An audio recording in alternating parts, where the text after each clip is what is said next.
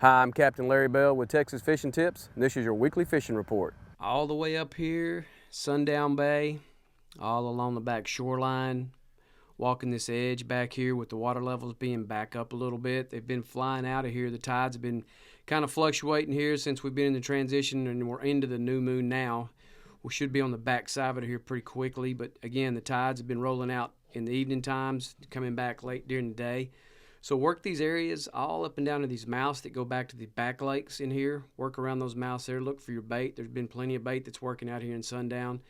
As the day progresses, work out there by the edge of the ICW, the backside of the little island there, all the way down to this corner back in here. You can walk every bit of that. It's a little squishy, but it's all good, wadeable area.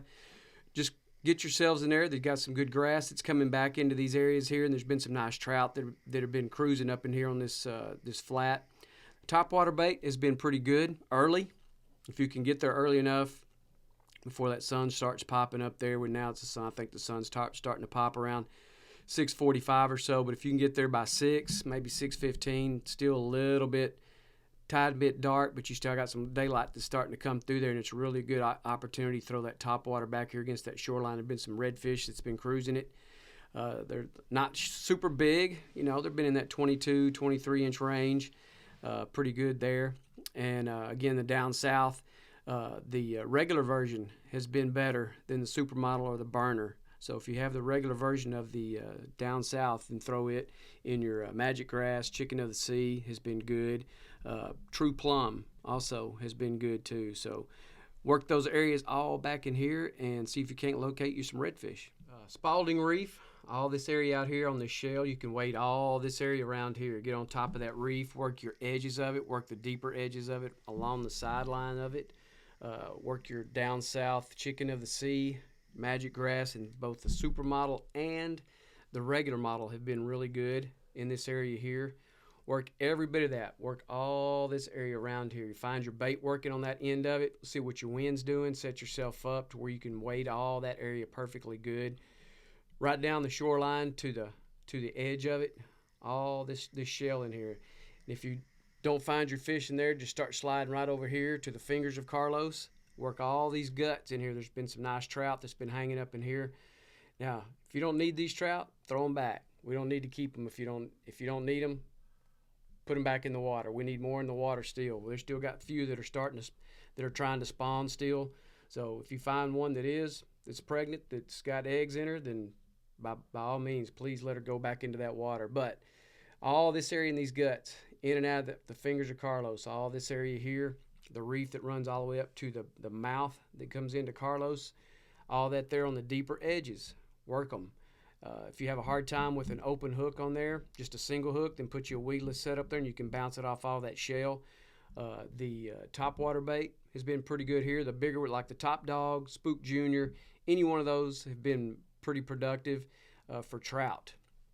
Like I say, there's been a decent amount of trout that have been hanging in these guts in a little bit deeper water, especially as it gets later into the day. Those guts become pretty critical because they're cooler and they're over that shell, so those fish tend to want to hang down in that. So that's where you pull out that weedless setup and throw that bigger version of the down south and see if you can't locate some nice fish that are hanging in these guts.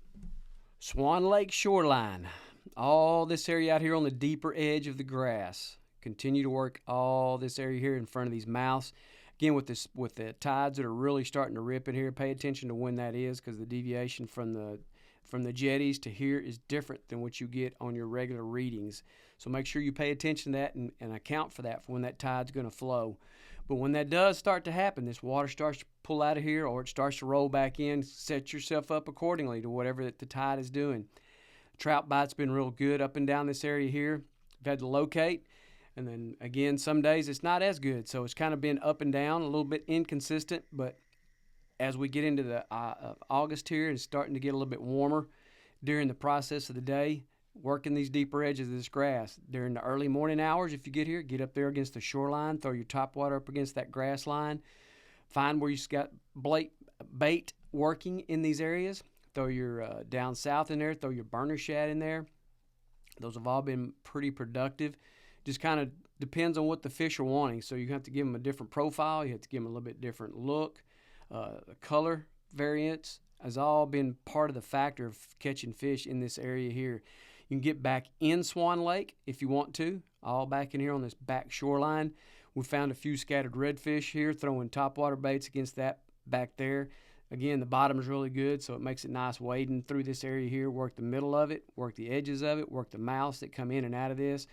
And again, as the day progresses and you start to get into that hotter part of the day around 10:30, 11, 12 o'clock, and you're still hanging in there, get with your trout bite, get out here on the edge, out here in this deeper water where it drops off that 6, 7, 8 foot of water. These fish will start dropping off into that there, and you throw with a little bit bigger profile bait. Maybe put you a 3/16 jig head, maybe a 1/4 ounce jig head, and throw that off in there and start bouncing that off that edge, bringing it up that contour, and see if you can't locate some real quality fish that be hanging off in this area. For watching, I'm Captain Larry Bell.